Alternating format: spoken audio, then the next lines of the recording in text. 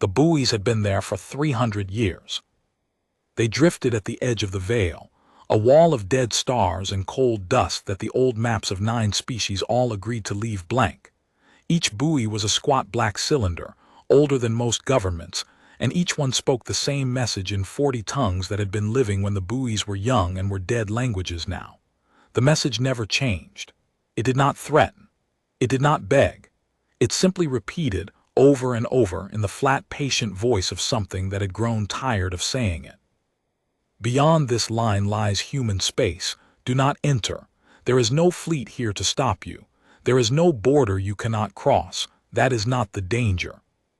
The danger is that you will succeed in crossing, and then you will be inside, and then it will be too late to have listened. Turn back, turn back, turn back. The Draveni Ascendancy heard the message and laughed. They had come a long way to laugh at it. The Ascendancy was young by the reckoning of the old species, only 11,000 years risen from the tide pools of their homeworld, but they had conquered fast and conquered clean, and they had a saying that the galaxy loved to conquer those who believed they could not be conquered.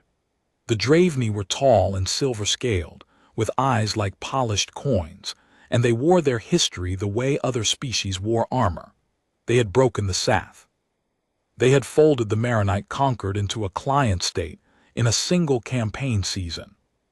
They had taken worlds that other empires had called unbreakable and made them mines. So when their scouts brought back the recordings of the black buoys and the tired voice, the high coil of the Ascendancy did not feel fear. They felt insult. "A wall," said First Talon Vesiger, standing before the coil in the great chamber where the light fell green through walls of grown crystal. "The galaxy has built us a wall and told us not to look over it. And every species that built a part of that wall is a species we have already beaten, or a species too frightened to matter. They tell us there is no fleet. Good. Then there is nothing to break. They tell us there is no border. Good. Then there is nothing to cross. They tell us it will be too late." He spread his 4 arms wide, and the coins of his eyes caught the green light. "Too late for what? To take what is ours by right of strength. Let it be too late for the humans, then. Let it be too late for whatever hides behind 300 years of frightened noise." The coil voted. It was not close. They sent the Sundering Fleet, which was the largest fleet the Ascendancy had ever assembled, 412 warships, 600,000 crew, and enough planetary assault ordnance to sterilize a dozen worlds. They sent it not because they expected resistance, but because the Draveni understood that a thing done at overwhelming scale could never afterward be called a mistake. If the humans were nothing, then 400 ships would take their nothing, and it would look in the histories like a wise and total conquest. And if the humans were something, then 400 ships would be enough. The fleet crossed the line of buoys on the 9th day of the campaign season. As they passed, the black cylinders repeated their message a final time, and then, one by one, as if they had done their duty and were content, they went dark. Vesiger watched the buoys die on his tactical display, and felt a satisfaction so pure it was almost holy. He did not know that on 100 worlds ahead of him, in 10,000 rooms he would never see, quiet people were looking up from their work, because a signal 3 centuries silent had just stopped repeating, and they all knew what that silence meant. Someone had crossed. The boy's name was Corin Vale, and on the morning the Sundering Fleet crossed the Veil, he was 19 years old and he was cleaning a sensor array he did not understand on a station he did not want to be on. Nobody had told him. That was the thing he would remember later in the years after, when people asked him what it had been like at the beginning. "Nobody told me anything," he would say. "I found out the way everyone found out. I felt the station change under my feet." Corin was a listener. That was the polite word for it. The impolite words, the ones the older crew used when they thought he could not hear, were worse. Sponge, filler, warm body. He had come to listening post-threshold 4 months ago on a placement he had not chosen, sent by a homeworld allocation office that had looked at his aptitude scores and his lack of family connections, and decided that a distant, boring outpost on the human frontier, was exactly where a young man of no particular importance ought to spend his mandatory service years. He had cried a little on the transport out, when nobody was watching. He had not wanted to come. He had wanted to stay home, on a green and ordinary world, and become something soft and safe, a teacher maybe, or a keeper of records. Instead, he was here at the edge, on a station whose entire purpose he had never been fully told. Threshold 9 hung a long way past the last colonized system, out where the stars thinned and the dark got serious. Officially, it was a monitoring station. It monitored. That was the whole of the job description he had been given. He and 40 others watched screens and cleaned arrays and ran diagnostics on machines that hummed with more power than a station that size should ever have needed. And nobody ever quite explained why a monitoring station needed reactor capacity enough to light a city, or why the deepest sections of the station were sealed behind doors that Corin was not cleared to open, or why every single member of the crew older than 30 had the same particular stillness in their faces. The stillness of people who were waiting for something. He learned the answer that morning when the station changed. He was on the observation ring, scrubbing corrosion off the housing of a sensor cluster when the lights shifted. It was subtle. The white overheads dimmed by a fraction and took on a colder edge, a blue so faint he thought at first he had imagined it. Then he heard the sound. It was not an alarm. Alarms he had drilled for. Alarms were loud and stupid and made his heart pound. This was the opposite of an alarm. It was a low tone, almost below hearing, a single sustained note that seemed to come from inside the walls, from inside his own bones, and it did not stop. He straightened up. Down the curve of the ring, an older woman named Subwarden Ash had also straightened, her cleaning tool forgotten in her hand. She was staring at nothing. Her lips moved. "Threshold," she said very quietly, and then quieter still, a word Corin did not know. "Wake." The station woke. He felt it as a change in weight, a shudder that ran up through the deck and into the soles of his boots, as though the whole vast structure had drawn a breath it had been holding for 300 years. Panels he had never seen active bloomed with light. Sections of wall he had assumed were structural slid aside to reveal displays, dozens of them, then hundreds, cascading data he could not read. The low tone climbed half a step and held. And all around him, up and down the ring, the crew stopped what they were doing and stood, and turned without hurry toward the deep sections of the station, toward the sealed doors which were now, one after another, silently opening. "What's happening?" Corin said. His voice came out too high. "Subwarden, what's happening?" Ash looked at him. She was maybe 60, with a plain, hard face and gray cropped hair, and in 4 months she had said perhaps 50 words to him, most of them corrections. Now she looked at him for a long moment, and something in her face that he had read as coldness turned out, he realized, to have been something else all along. Patience. She had been patient with him because she had known this day would come, and she had not wanted to frighten him before it did. "Somebody crossed the line," she said. "What line?" "The only line that matters." She set down her tool. "Come with me, Vale. You're about to find out what this station is for, what all of us are for." She started walking toward the open doors, and Corin, because he did not know what else to do, followed. "You were sent here because you scored high on pattern recognition and low on everything else. That's the profile. That's always been the profile. We don't need soldiers out here. We need people who can watch and remember and understand what they're seeing. That's the job. That's the only job." "Watch what?" "Watch them die," Ash said, "and make sure we understand exactly how." The deep sections of Threshold 9 were not a monitoring station. They were a war mind. Corin understood that much within his first minute inside, though it would take him days to understand what it meant. The sealed heart of the station opened into a single vast chamber, a sphere hundreds of meters across, and floating at its center, cradled in a lattice of superconducting bone-white struts, was something that was not quite a computer and not quite alive. It pulsed. It thought. Its thoughts spilled out across the curved inner walls as light, a slow river of imagery and figures and moving maps, and the crew of Threshold 9 stood on catwalks that ringed the sphere and read the river as it flowed. "It's called a threshold intelligence," Ash said, guiding him to a place at the rail. "There are 9 of them, one for each of the deep posts along this stretch of the Veil. They don't fight, they watch. They watch everything that comes across the line, and they learn it, and they teach the rest of us what they've learned. This one has been awake for 11 days out of the last 300 years. That's how often the line gets crossed. 11 days in 3 centuries. And every one of those 11 days is in the training you never knew you were doing when you thought you were cleaning arrays." Corin gripped the rail. On the far wall of the sphere a map was assembling itself, and he found to his own surprise that he could read it. 4 months of drills he had thought were pointless suddenly cohered. The map showed the Veil and the line of buoys, and past the line a shape, a fleet.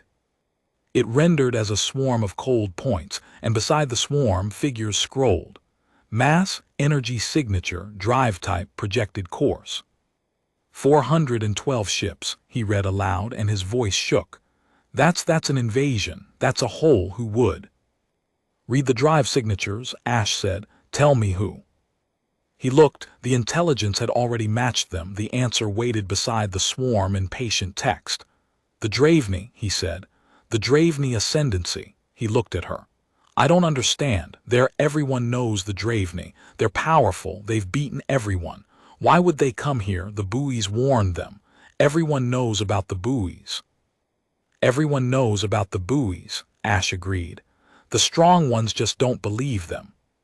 The weak ones stay away because they're afraid, and being afraid keeps them alive, and they never learn why they were right to be afraid. It's only the strong ones who come. It's only ever the strong ones." She looked out at the assembling map, and her plain face was very still. "The Draveni are going to teach a lot of young people a lot of things in the next few weeks, Vale. You're going to be one of them. Watch. That's the whole job. Watch and understand and remember so that when it's over you can tell it true.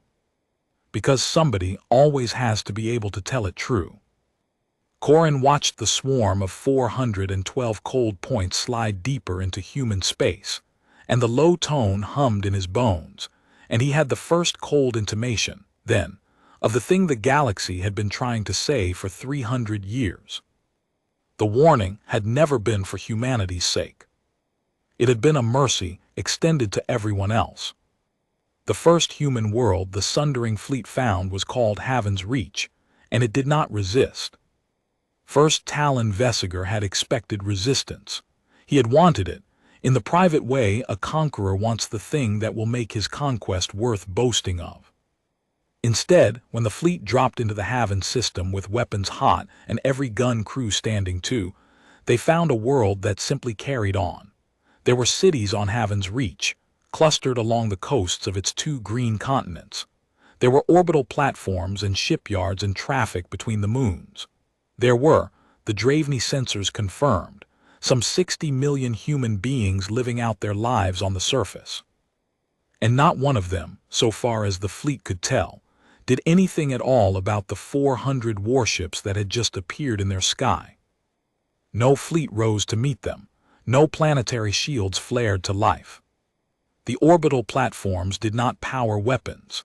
Several of them, in fact, continued their ordinary work, cargo drones drifting between them as though the invasion were happening in some other system entirely. Vesiger stood on the command deck of the flagship undimmed and studied the peaceful world below with growing unease that he was careful not to let show. His command officers watched him for a sign. He gave them the sign they expected. "They are cattle," he said. "They have grown fat behind their wall of frightening noises, and now the wall is crossed and they do not even know how to be afraid. Hail the largest city. Demand their surrender. Let us see whether cattle can speak." The largest city was called Meridian, and it answered the hail at once. The face that appeared on the flagship's display was a human female, middle-aged by the look of her, seated at an ordinary desk in an ordinary room with a window behind her showing an ordinary blue sky. She did not look frightened. She did not look defiant. She looked, Vesiger thought, tired, in the specific way of a person interrupted at their work by a knock they had been expecting and dreading for a long time. "This is Governor Sala Okonkwo of Haven's Reach," she said. Her translated voice was calm. "You've crossed the line. I'm required to tell you formally, on the record, that you've crossed the line and that everything that happens now happens because you chose to cross it. I'm telling you that so that later, when someone reads the record, they'll know we said it." "You crossed the line." "I crossed a line of dead machines babbling in dead tongues," Vesiger said. "I am first Talon of the Draveni Ascendancy, and I have come to take this world and every world behind it into the Ascendancy's keeping. You will surrender your planet. You will surrender your industry, your fleets." "We don't have fleets," Governor Okonkwo said. "Not here. Haven's Reach is a farming world. 60 million people, mostly agriculture, some light manufacture. We couldn't fight you if we wanted to. We're not going to try." Vesiger felt the unease sharpen. "Then you surrender." "No," she said it gently, almost kindly. "I said we won't fight you. That's not the same thing. Surrender means I hand you the planet and you take it and it's yours and that's the end of it. That's not what's going to happen. What's going to happen is you're going to take the planet because we can't stop you, and then you're going to find out that taking it and keeping it are not the same thing either." She leaned forward slightly. "I'm going to give you one piece of advice, First Talon, and I want you to remember that I gave it to you for free, while you were still in orbit and could still turn around. Take nothing. Touch nothing. Turn your fleet around and go back across the line, and tell your coil that the humans were poor and there was nothing worth having. That's the only version of this where your name survives. Every other version, they'll teach children not to be like you." Then she cut the connection. Vesiger took the planet. Of course he took the planet. He would have taken it if she had begged, and he took it doubly for the insult of being pitied. He sent his Marines down in their thousands, armored and terrible, and they occupied Meridian and the other cities, and they met, exactly as she had promised, no resistance. The humans of Haven's Reach stood aside and let themselves be occupied. They gave up their public buildings. They gave up their governor, who walked out of her office with her hands visible and let herself be taken into custody without a word.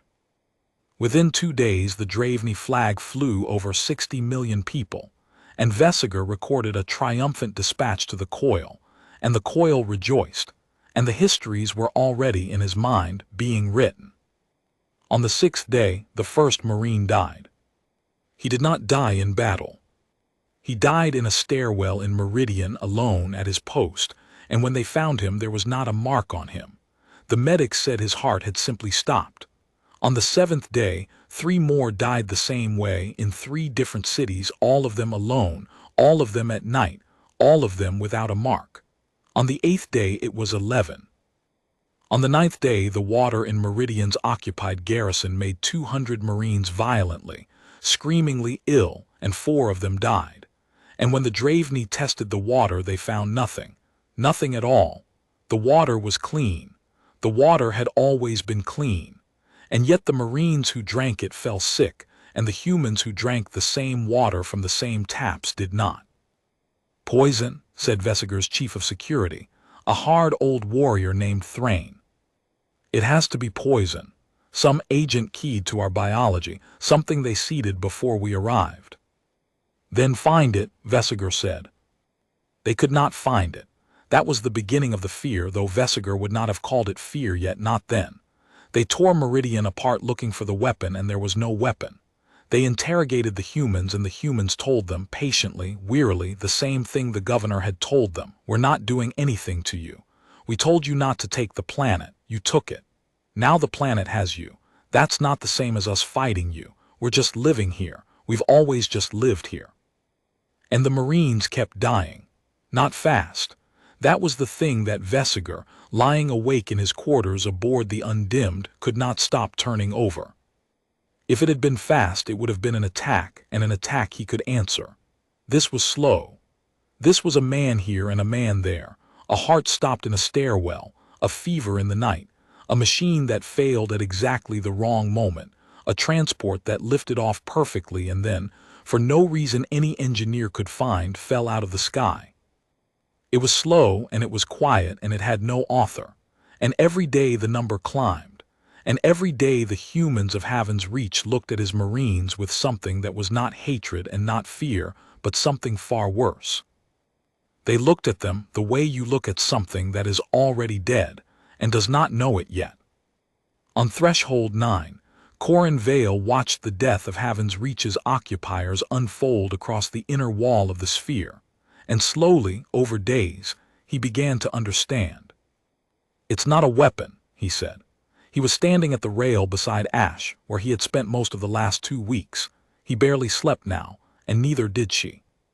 The Threshold intelligence had access to feeds Corin could not imagine the source of, human sensor data streaming out of Haven's Reach through channels the Draveni did not know existed and could not have blocked if they had, and the intelligence wove it all into a picture, and the picture was of an empire beginning, very slowly, to bleed. "There's no weapon. I keep waiting to see the weapon and there isn't one." "No," Ash agreed. "So how are they dying?" Ash was quiet for a while. On the wall, the intelligence displayed the current casualty count for the Haven's Reach occupation: 406 Draveni dead in 19 days, from a garrison of some 80,000. It was not a large number. That was part of what made it terrible. It was not large, and it was not slowing, and there was no cause anyone could name. "You grew up on a settled world," Ash said. "A safe one. Green sky, mild weather, nothing that wanted to eat you." "Yes. Yes. Most humans do now. That's the thing people forget, the thing the Draveni don't know, because how could they? We're soft now, most of us. We live soft lives on soft worlds and we die soft deaths in soft beds. But we didn't come from soft worlds, Vale. We came up hard. And the ones who settled the frontier, the ones who built the worlds out here past the Veil, they didn't settle the safe places. There weren't any safe places out here. They settled the ones that fought back." "Deathworlds," Corin said. The word came up from some drill he had half forgotten. "That's the crude word for it. Yes. Worlds where the water carries things, where the microbes are old and clever and hungry, where the ecosystems are so competitive and so ancient that everything alive on the surface is a survivor of 4 billion years of chemical warfare. Haven's Reach is a farming world. You heard the governor say it, and the Draveni heard her too, and they thought it meant it was harmless. A farming world." Ash almost smiled. "It's a farming world because we spent 300 years learning to farm a place that spent the first century trying to kill everyone who landed on it. The people of Haven's Reach are alive because their bodies, and their medicine, and their whole way of living is a truce. A truce their grandparents' negotiated in blood with a biosphere that does not forgive. The humans live in that truce. They know its rules. They breathe carefully and eat carefully, and they carry a pharmacy in their blood that they don't even think about anymore." Corin looked at the wall, at the count, at the 406. "And the Draveni don't know the rules," he said. "The Draveni are outside the truce," Ash said softly. "They walked onto a battlefield that's been at war for 4 billion years, and they think it's a farm because the natives look comfortable. The natives are comfortable. The natives are the ones the planet decided to let live. The Draveni just introduced 80,000 new bodies with no immunity, no adaptation, no pharmacy, no truce, and the planet is doing to them exactly what it did to the first human colonists 3 centuries ago."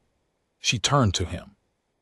"The humans of Haven's Reach aren't killing anyone, Vale. They're telling the truth when they say that. They don't have to kill anyone. They just have to keep living and let the newcomers learn the education that everyone out here has already paid for. That's the whole thing. That's what the buoys were trying to say. Beyond this line, the ordinary is lethal, and the lethal is ordinary, and you don't know which is which, and we're not going to tell you, and you won't live long enough to learn it yourself." Corin thought about that for a long time. On the wall, the count ticked upward: 407, 408. "That's cruel," he said finally. It came out of him before he could stop it, and it surprised him, because he had thought he understood which side he was on. Ash did not take offense. "It is," she said. "It's the cruelest thing in the galaxy. That's why we warned them. 300 years of buoys, Vale, 40 languages, over and over, turn back, turn back. That's not cruelty. That's the opposite. The cruelty is what happens after they don't listen, and there's nothing we can do about that because the cruelty isn't us. The cruelty is where we live. We just survived it. And survival out here is a thing you can't hand to someone else. You can only warn them not to need it." She looked at him with her plain, tired, patient face. "You're going to see much worse than Haven's Reach before this is over. This is the gentle world. This is the farm. Remember that when it gets bad. The Draveni haven't gone deep yet. Wait until they go deep." There was a night, in the second week of the Haven's Reach occupation, that Corin came to think of afterward as the night he stopped being a boy who had been sent somewhere he did not want to go, and started being something the station had needed him to become. The Threshold Intelligence had pulled a recording out of the human sensor net on Haven's Reach, a private one, not meant for any purpose but the ordinary human business of keeping records, and it played the recording on the wall of the sphere in the middle of the ship's night, when the catwalks were nearly empty and only Corin and 2 others stood the watch. It showed a Draveni Marine, young by the look of him, his silver scales dulled with the grime of 3 weeks in an occupied city, sitting alone in a doorway in Meridian at some hour before dawn. He was not on duty. He had taken off his helmet, and he was talking to a human. The human was old, a man thin, with the deep-lined face of someone who had lived his whole long life under Haven's Reach's particular sun, and he was sitting a careful distance from the Marine, on the step of a building across the narrow street, the way you might sit near a wounded animal you did not want to frighten. They were not enemies in that moment. They were only 2 people awake in a city at an hour when everyone else slept, and the intelligence's translation caught what they said, and Corin listened, and something in him turned over and did not turn back. "You should not be out here," the old man said. "It's not safe for you at night. The air is different at night. It carries more." "Carries what?" the Marine said. He sounded exhausted. He sounded, Corin thought, about his own age. "Everyone keeps saying that.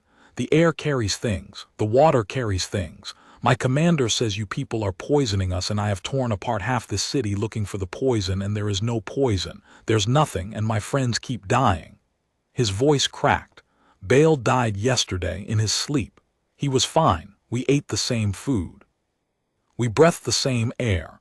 He died and I didn't, and there was no reason, and I can't." He stopped. "Why are you telling me the air isn't safe? You're the enemy. You should want me out here breathing your night air. You should want me dead." The old man was quiet for a while. "I've buried a lot of people," he said at last. "In my life, that's mostly what living out here is. When you get old enough, you bury people. My daughter, when she was small, she went out in the rains once without her filter, just once, just being a child, and I buried her too. This world doesn't care that we love the people it takes. It never has." He looked at the Marine across the dark street.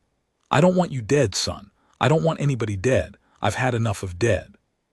But I can't save you, and that's the worst part. That's the part your commanders will never understand. It's not that we won't. It's that we can't. You breathe our air and it's killing you, and I would give it to you clean if I could, but I can't, because there is no clean. There's only the truce our bodies made with this place over 300 years, and I can't give you 300 years. Nobody can. So go inside, seal your room, breathe your bottled air. It's the only thing that helps, and it won't help enough, and I'm sorry. I'm sorry your people came here. We told you not to come. My commander says you're lying. He says there's a weapon." "I know he does," the old man said. "It would be easier if there were a weapon you could find. A weapon you could destroy, and then you'd be safe, and you could go home a hero. There's no weapon. There's just the world, and the world was here before us, and it'll be here after you, and it doesn't hate you, and it doesn't love us, and that's so much worse than a weapon, and your commander can't let himself believe it, because if he believed it he'd have to turn around, and he can't turn around, because turning around is a kind of dying he's more afraid of than this one. He stood slowly, his old joints working. "Go inside, son, please. I've buried enough people. I don't want to watch from my window while this world buries you too." The recording ended there. The old man went inside. The Marine sat in the doorway a while longer alone, and then he put his helmet back on and walked away into the dark, and the intelligence noted, in a small dispassionate line of text at the bottom of the wall, that the Marine's biosign had ceased 4 days later. Cause unknown. Cause, Corin understood, exactly what the old man had said it was. He stood at the rail for a long time after that. One of the other watchers, a woman a few years older than him, came and stood beside him and did not say anything, and after a while Corin realized his face was wet. "The first one always gets you," she said. "Not the fleets, not the numbers, the one you can hear. You'll hear a lot of them before this is over. They talk at night, the ones who are dying. They always want to know why. And there's always somebody human awake to tell them, and it never helps, and we do it anyway because," she shrugged, a small helpless motion, "because you can't watch a person die and not answer them when they ask you why. Even when they cross the line, even when you warn them, you still answer.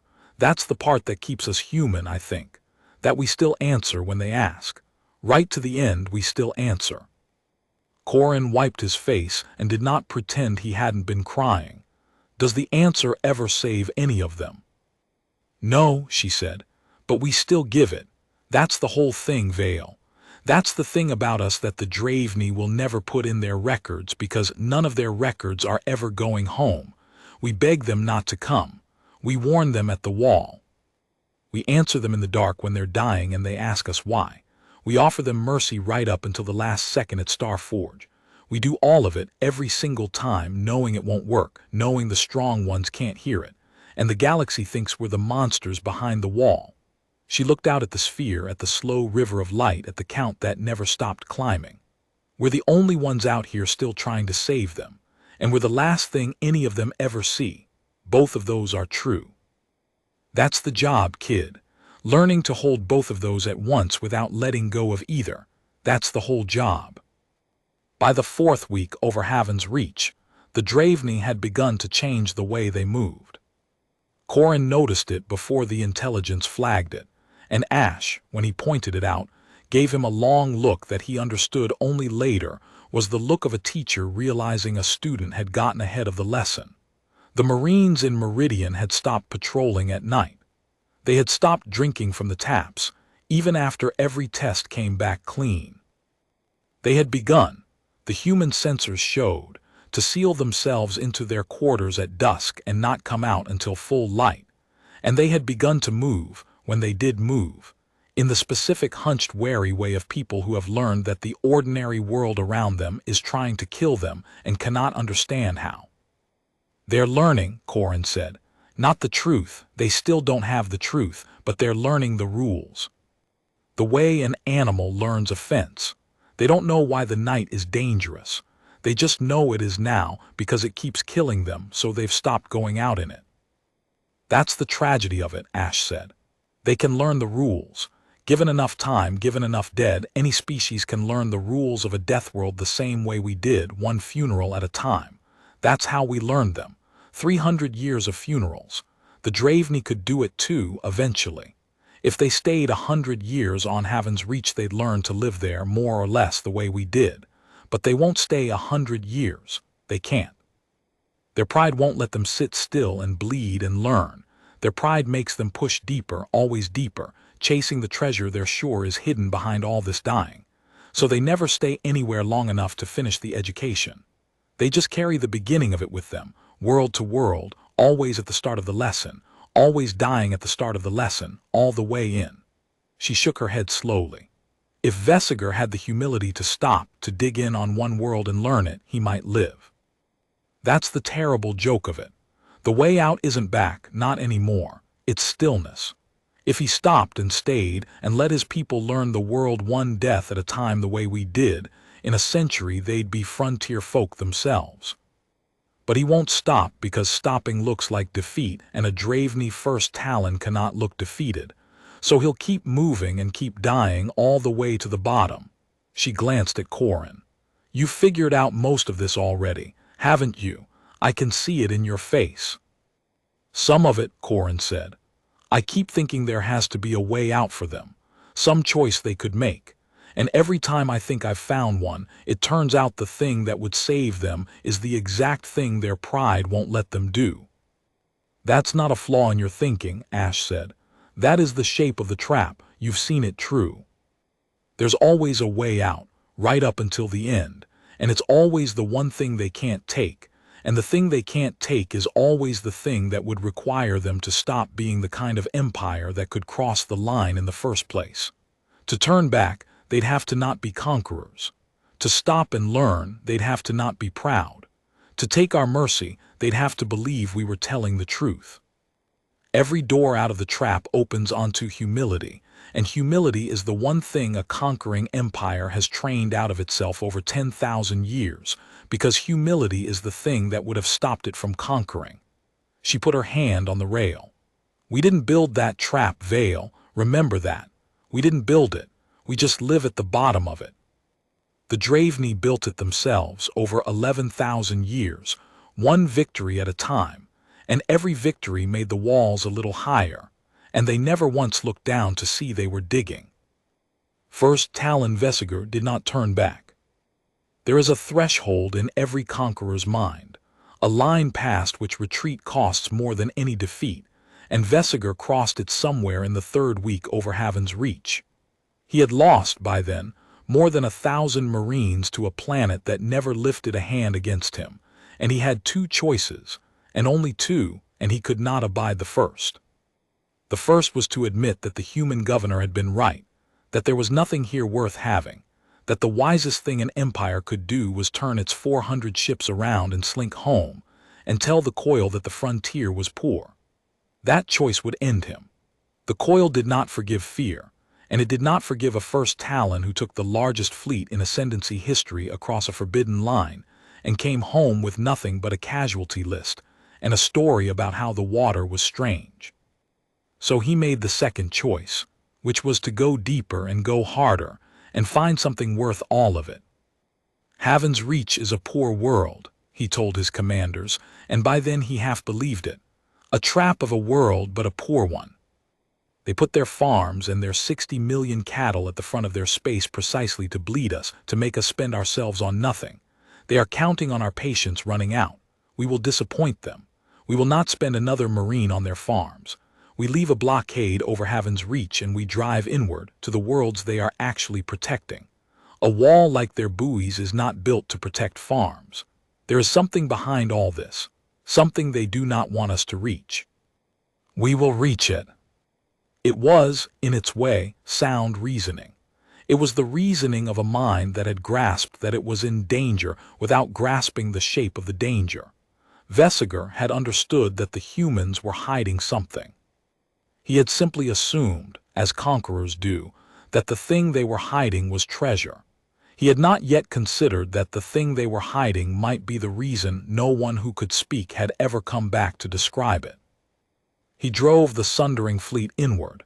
Past the blockade he left bleeding over Haven's Reach, and the deeper he went, the stranger human space became. The second world was called Tarn. It was not a farming world. The Draveni sensors, sweeping ahead, painted a place of storms and iron mountains, a world whose gravity was nearly twice the Draveni norm and whose atmosphere seethed with a chemistry that made the fleet's chemists go quiet. There were humans on Tarn, some 4 million of them, and they lived, as far as the fleet could tell, mostly underground in cities carved into the roots of the Iron Mountains, and they did not answer hails at all. They did not warn the Draveni. They did not pity them. Haven's Reach had at least offered a governor and a word of advice. Tarn offered silence, and the silence was worse, because it was the silence of people who had decided the newcomers were not worth the breath. Vesigor sent a landing force to Tarn anyway. He had to. He could not sweep past a populated world and leave it at his back, and more than that, he needed a victory, something clean, something he could send to the coil that was not a casualty list. Tarn's 4 million would surrender or die, and either way he would have taken a Deathworld, and taking a Deathworld would sound in the histories like the deed of a great captain. He sent 30,000 Marines down to Tarn in their heaviest armor, with orders to seize a city and hold it. The gravity killed some of them before they ever met a human, not many at first but enough. Draveni bodies were not built for a world that pulled at twice their strength. The Marines moved like old men, their armor's servos whining, and the ones with any weakness in their hearts or their joints began to fail within hours. But that was only the beginning. Tarn's atmosphere ate their armor. It was not an attack. It was simply the way the air on Tarn behaved, a slow acid patience that the human cities were built to resist and Draveni equipment was not.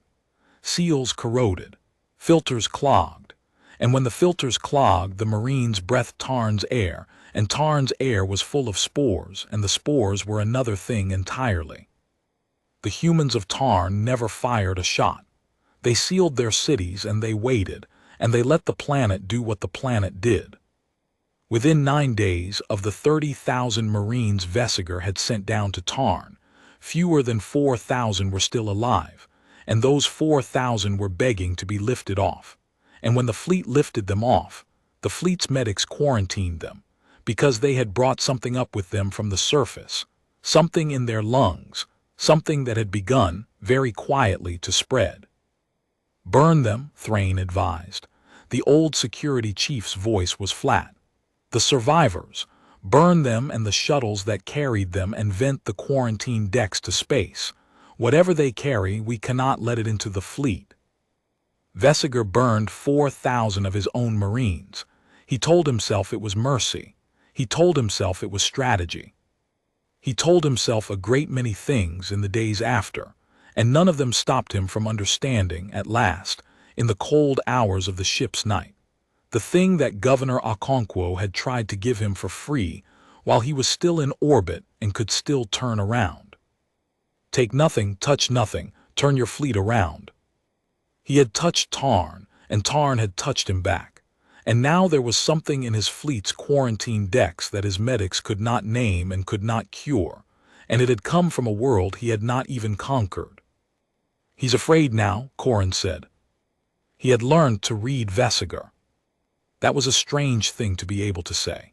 He had never met the Draveni First Talon and never would, but the Threshold intelligence had been watching Vesiger for weeks, gathering every scrap of the fleet's communications, every intercepted order, every pattern in the way the sundering fleet moved, and it had built from all of it a model of the mind behind the fleet, and it displayed that model on the inner wall of the sphere as a kind of weather. Corin had learned to read the weather. And the weather over Vesiger had changed. "He's realized he can't win," Corin went on. "He's realized it and he can't stop. He's too deep. If he goes home he's finished, so he has to keep going, but every world he touches costs him more than the last, and he knows it now and he can't stop." He looked at Ash. "That's the trap, isn't it?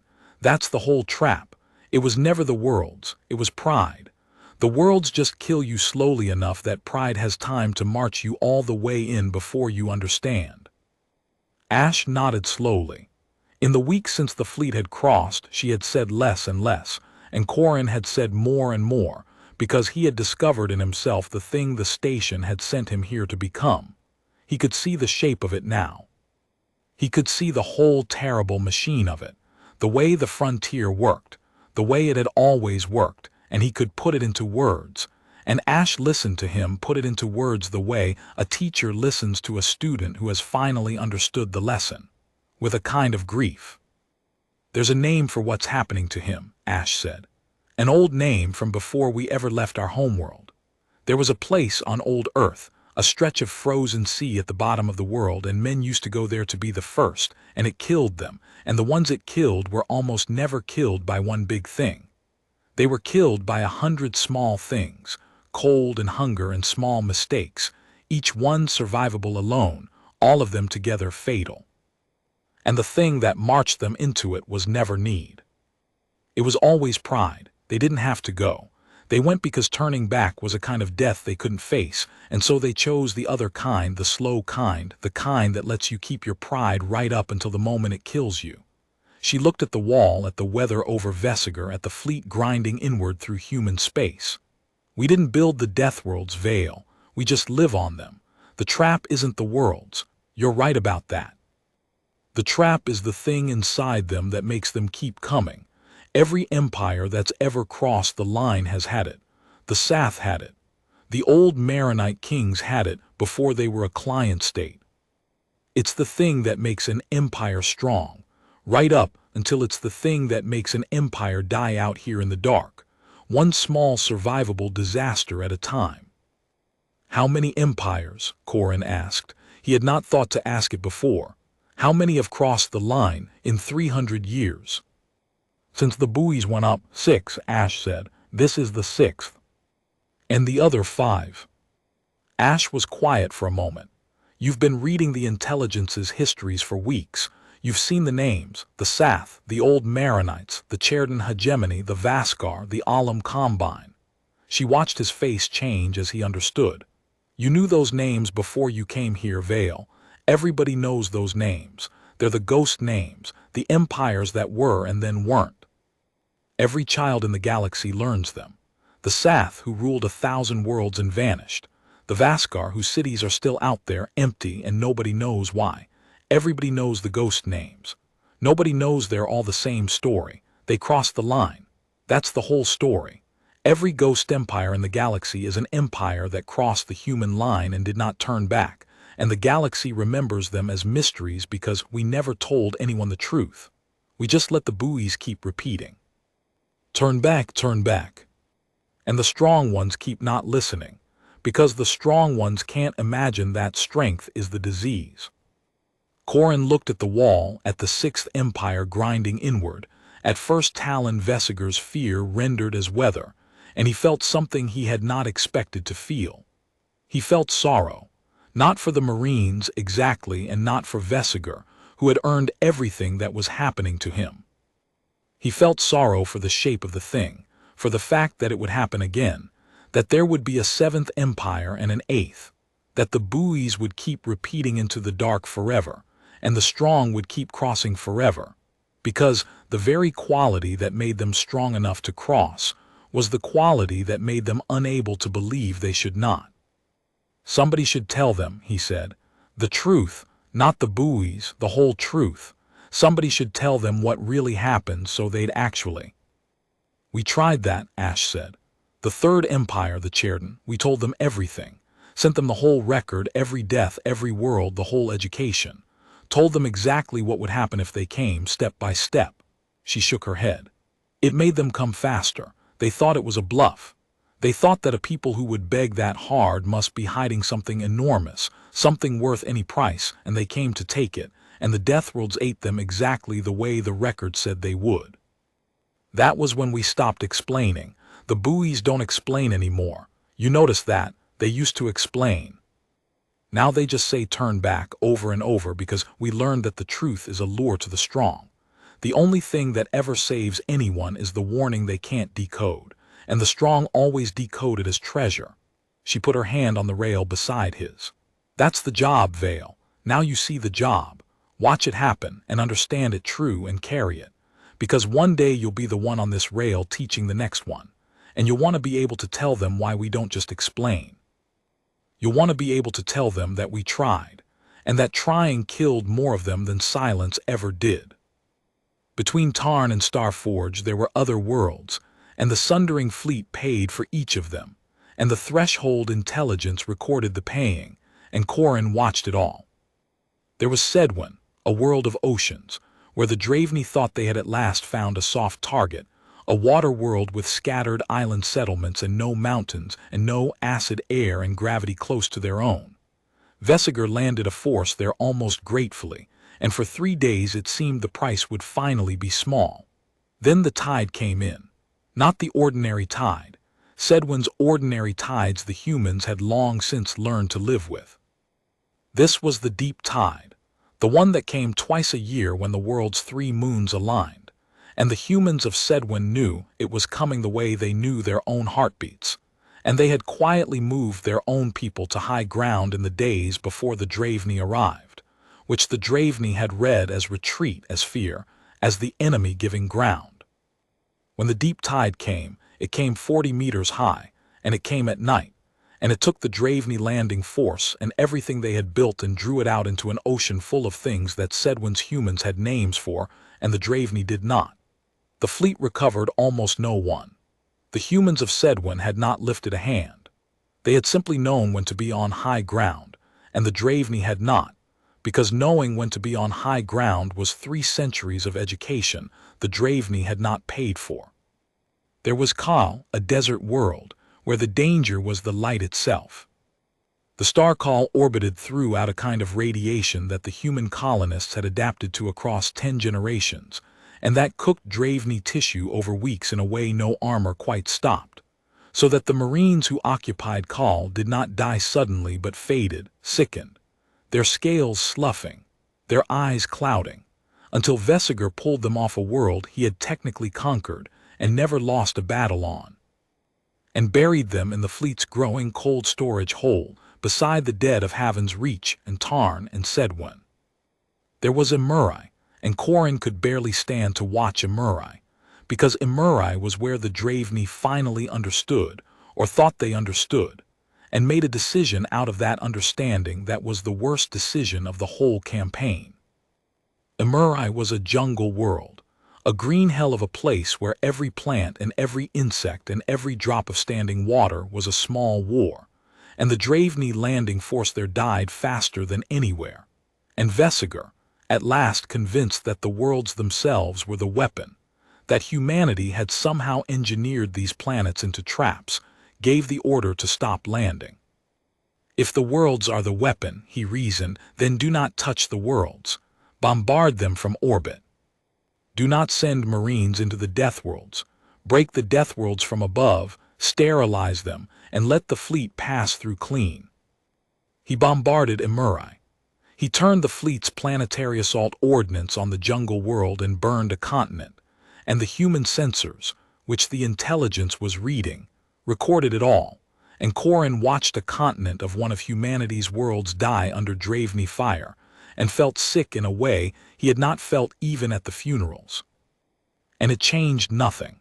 That was the thing that finally broke Vesiger's last theory, the theory that the worlds were a weapon that could be destroyed. Because burning Emurai's surface did not make Emurai safe. It made the fleet that lingered over the burning world breathe the ash of a Deathworld's biosphere, 10,000 years of adapted spores and toxins aerosolized and flung into orbit by the very bombardment meant to cleanse them. And the Undimmed and its escorts drove through that ash on their way inward and carried it in their filters, and the quarantine holds grew fuller, and Vesiger understood at last that there was no cleansing. That the Deathworlds could not be broken because they were not a weapon that had been built. They were a fact that had grown, and you cannot bombard a fact. He did the one thing worse than dying to them, Corin said. He was hollowed out watching Emurai burn on the wall. He killed one of ours. A whole continent. Nothing else in the whole campaign made me. He stopped. The rest of it, the Marines, the funerals, I could hold both things at once like you said.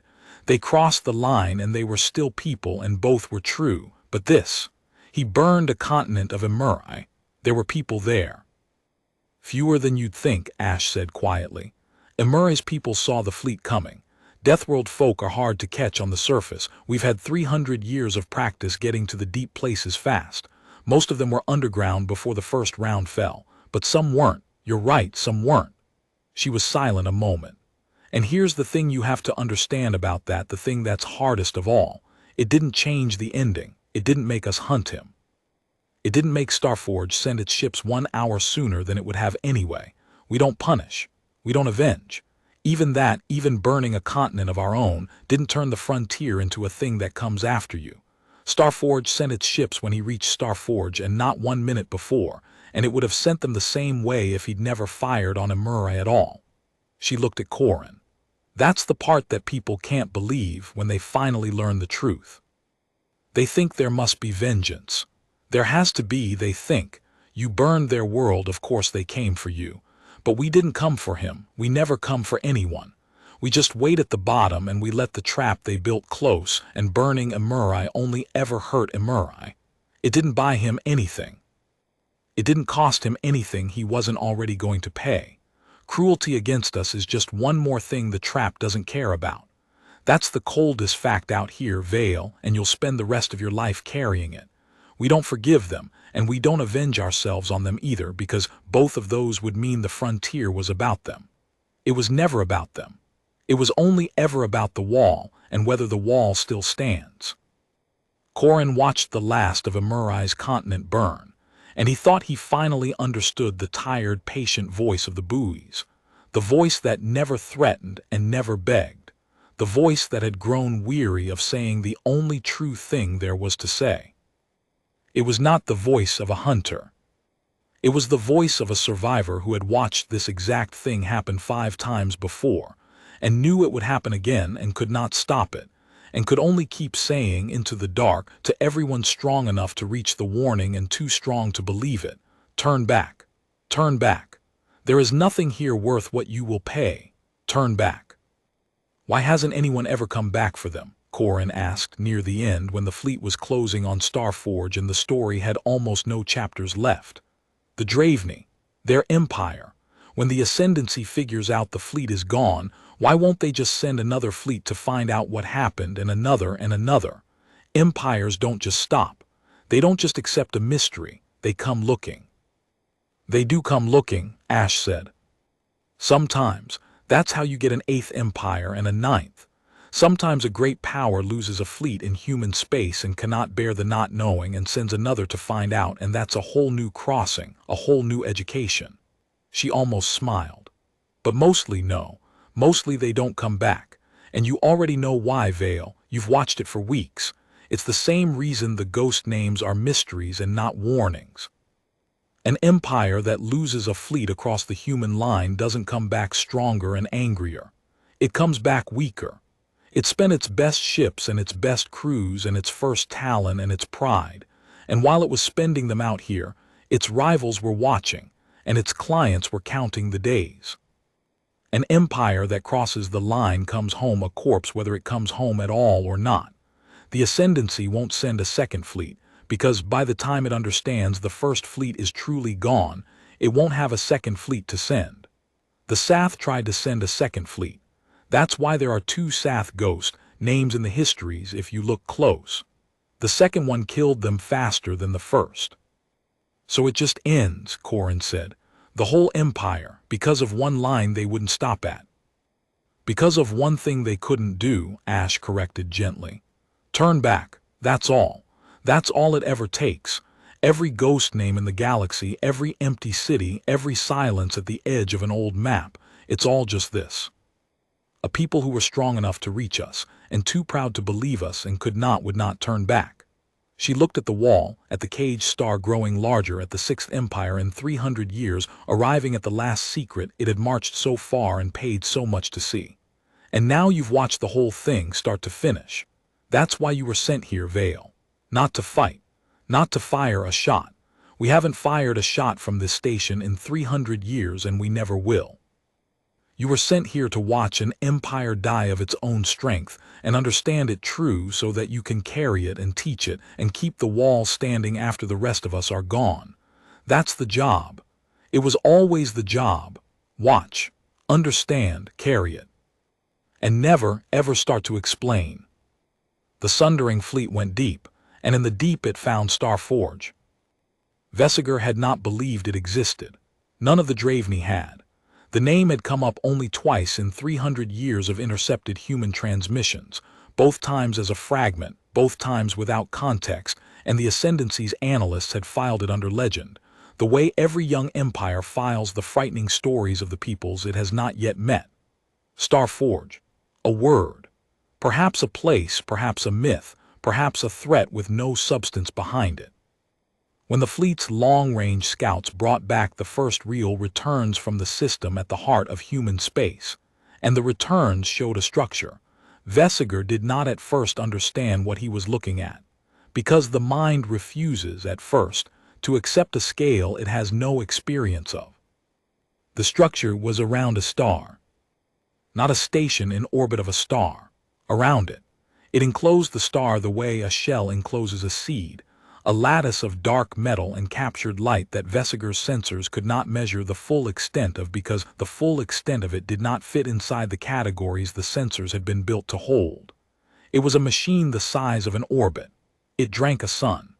And along its inner surface, in the light of the caged star, human ships were being born. That was what StarForge was.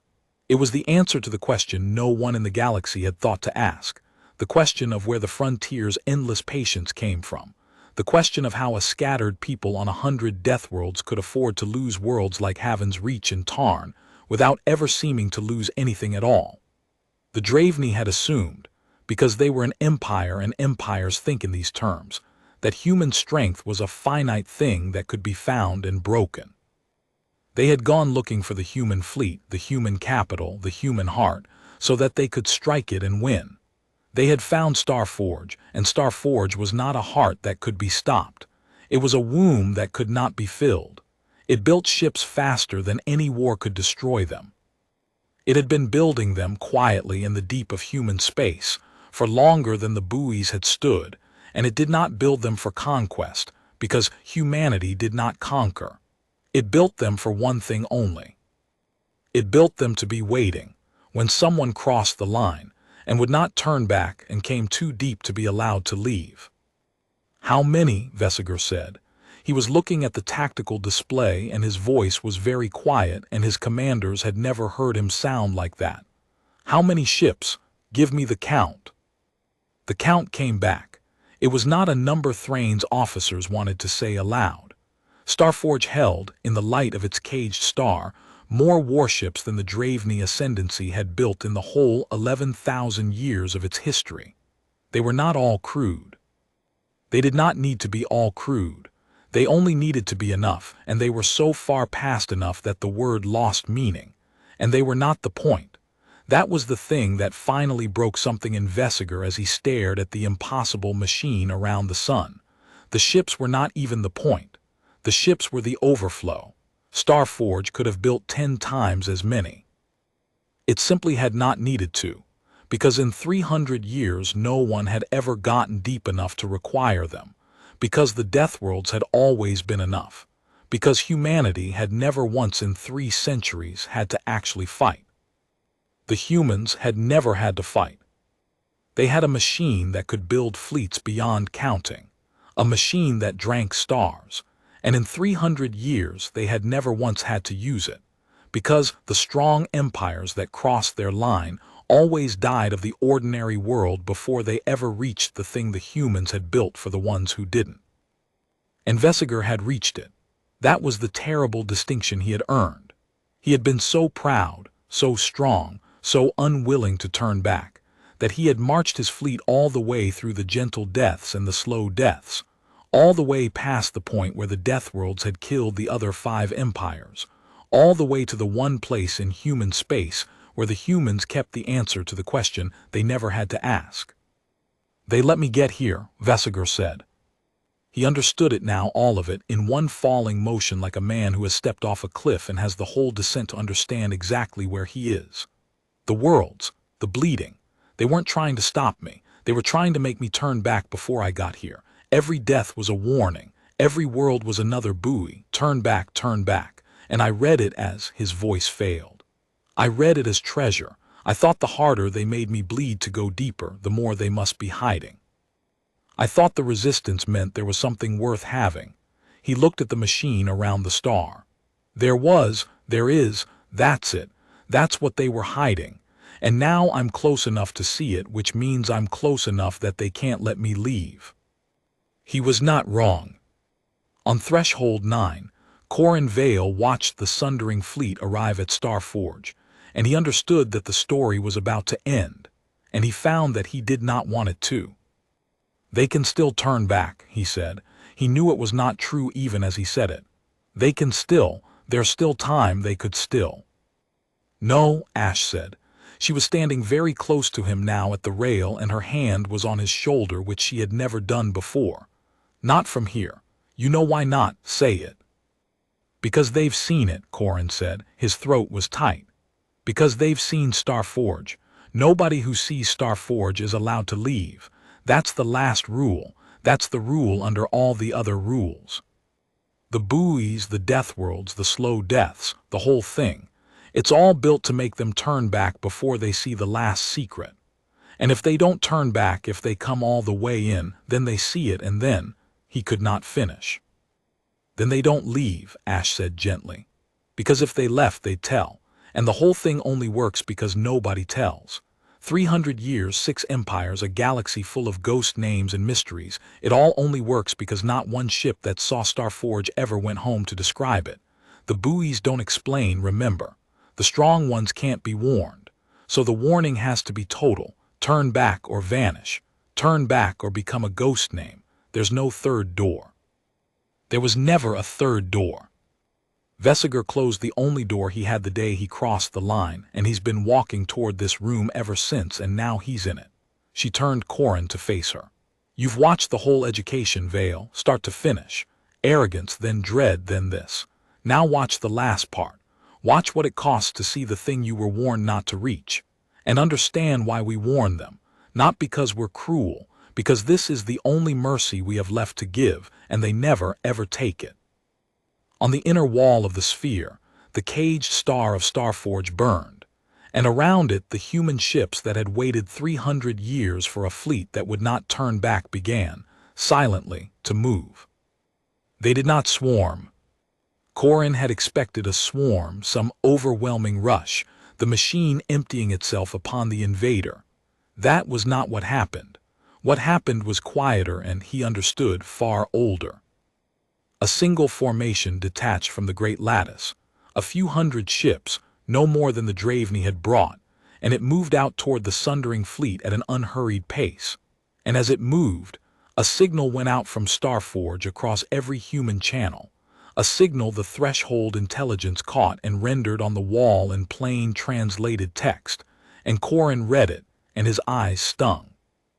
It was the buoy message, the same 40 tongues, the same tired, patient voice: "Turn back, turn back, turn back." StarForge was sending the warning even now, even at the end, even to a fleet that could no longer possibly turn back, because the warning was not a tactic and never had been. It was a truth the humans could not stop telling, a mercy they extended past the point of all reason, offered to an enemy that had already crossed every line, because to stop offering it would have been to become the thing the galaxy feared they were. "They're still warning them," Corin whispered. "Even now, even though it's too late, they're still saying turn back." "They always are," Ash said. "Right to the end. Every empire right to the end were still saying turn back. That's the part the ghost names never carried home. Everyone thinks the humans are the terror behind the wall. Everyone thinks we hunt the ones who cross." She watched the caged star. "We don't hunt anyone. We beg them not to come, and we beg them to turn back, and we beg them right up until the last second, and when they won't," she let out a slow breath. "When they won't, we do the only thing that keeps the wall standing. We make sure they become a warning instead of a witness, and then we go back to begging the next one." The two formations closed. And first Talon Vesiger, who had crossed a line of dead machines babbling in dead tongues, who had taken a farming world and a death world, and buried both in his own dead, who had marched the largest fleet in his empire's history, all the way to the heart of the thing the galaxy had spent 3 centuries warning him away from, gave the only order a Draveni, first Talon, could give at the end of the world. He ordered his fleet to attack. The battle at StarForge lasted 19 minutes. Corin Vale watched all 19 of them from the rail of the sphere, and afterward he would never be able to describe it to anyone in a way that felt like the truth, because the truth was that it was not a battle at all. A battle is a contest. This was not a contest. This was the last page of an education, delivered by a teacher who took no pleasure in it, and had tried for a very long time not to have to teach it at all. The Draveni fought well. That was the thing Corin held onto later, the thing he made himself remember when the rest threatened to become only horror. They fought well. Vesiger was not a fool and his crews were not cowards, and when the moment came and there was nothing left but to fight, they fought with a discipline and a fury that Corin, watching, found himself grieving for. 412 ships, or what was left of them after Haven's reach and Tarn and the long grinding road inward, turned as one and threw everything they had at the human formation. And for a few seconds the space around StarForge burned with the whole accumulated wrath of an empire 11,000 years old. The human ships did not burn. They were not better armed. Corin, reading the intelligence's analysis, understood that even at the end, ship for ship, the human vessels were not dramatically more powerful than the Draveni ones. 300 years of never having to fight had not made humanity's warships into gods. What the human ships were was rested. That was the word the intelligence used, and Corin never forgot it. Every Draveni ship in the sundering fleet was wounded. They had crossed 1,000 light-years of hostile space. They had bled crews to the Deathworlds. They had corroded and quarantined and burned their own. Every hull was scarred and every crew was exhausted, and every reactor had been running hot for a season. And the human ships had spent 300 years in the light of a caged star doing nothing at all but waiting, perfectly maintained, perfectly crewed, perfectly rested, for exactly this. It was not a battle between the strong and the weak. It was a battle between the exhausted and the rested, and it went the way those battles always go. The human formation absorbed the Draveni assault and did not break, and then it answered, and the answer was methodical and total and, Corin thought, unbearably patient. They did not rush. Even now they did not rush. They dismantled the sundering fleet the way a surgeon works, without waste and without cruelty, and without any of the fury the Draveni brought, and one by one the ships of the largest fleet in Ascendancy history went dark on the wall of the sphere, not in fire, most of them not in fire. The humans disabled where they could, and Corin realized, watching, that they were trying, even here, even in the last minutes, to take prisoners rather than lives wherever the Draveni would let them. The Draveni would not let them mostly. That too was pride. Vesiger's ships, offered the chance to strike their colors, struck instead at the humans, and the humans, patient, unfooled, unhurried, answered each refusal with exactly the force required and not one measure more. The flagship, undimmed, was the last to fall. Corin watched it. He made himself watch it, because Ash was beside him and Ash was watching it, and he understood by then that watching was the whole of the job, that to look away from the end was to fail the only thing the station had ever asked of him. The undimmed fought until it could not fight, its guns firing until its guns were slag, and when at last it hung dead and dark in the light of StarForge's captured sun, a single human ship approached it, and hailed it, and offered first Talon Vesiger, one final time, the thing the galaxy had been offering his empire since the day it crossed the line. The threshold intelligence caught the exchange and put it on the wall, and Corin read the last words the Draveni first Talon ever spoke. The human hail was simple, a voice calm, not unkind. First Talon, your fleet is finished. Ours isn't. There's no more war to have here. There's only whether your crews live or die, and that's yours to decide, not ours. Power down your remaining weapons and we take your survivors aboard and they live, every one of them. You have my word, and out here a word is the only thing that's real. It's over. Let them live. And Vesiger, aboard the dead flagship in the light of the machine that drank a star, answered. You warned us, he said. The translation rendered his voice flat and strange, but Corin heard under it something that was almost peace. 300 years you warned us. I read it as fear. I read it as a bluff. I read every death as a treasure hidden deeper, and I marched my people all the way to the bottom of your ocean looking for a bottom that was never there. A long silence. You were telling the truth the whole time. There was nothing to take. There was only this. And by the time a person is close enough to see this, they are already too far in to be allowed to carry it home. Another silence longer. I understand now why you don't explain. I would not have believed the truth. No one strong enough to reach you ever could. That's the trap, isn't it? Not the world's, the pride. The pride is the trap, and the trap is baited with itself. Power down your weapons, the human voice said again gently. Let your crews live. That part is still true. You can still save them. That door is still open. And Veseger did. That was the thing Corin had not expected, the thing that stayed with him longest of all. Veseger powered down. At the very end, with his empire's fleet in ruins around him and his name already becoming a ghost name, the first talent of the Draveni Ascendancy chose the one mercy left to him, and he took it, and he ordered his surviving crews to strike their colors, and the humans, true to their word, took them aboard, all of them, every survivor of the sundering fleet, and did not harm a single one. They just never let them go home. That was 3 years ago. Corin Vale is 22 now, and he still stands at the rail of the sphere on Threshold 9, though it is his rail now. Ash went home to a green and ordinary world 2 years ago, to die soft in a soft bed the way the frontier's survivors so rarely get to, and before she left she stood beside him one last time and told him the job was his. Watch, understand, carry it, and teach the next one. And do not, whatever else you do, ever let yourself start explaining, because the truth is a lure to the strong, and the only mercy we have is the warning they can't decode. The Draveni Ascendancy is a ghost name now. It did not fall to invasion. Humanity did not cross the line the other way, because humanity never has and, Corin has come to understand, never will. The Ascendancy simply learned slowly, over the 3 years since the sundering fleet went silent, that the largest fleet in its history had gone across the human line and never come back, and no message ever came, and no witness ever returned. And one by one, the client worlds slipped their leashes, and the rivals gathered, and the empire that had broken the Sath and folded the Maronites came apart the way all the ghost empires come apart, from the inside.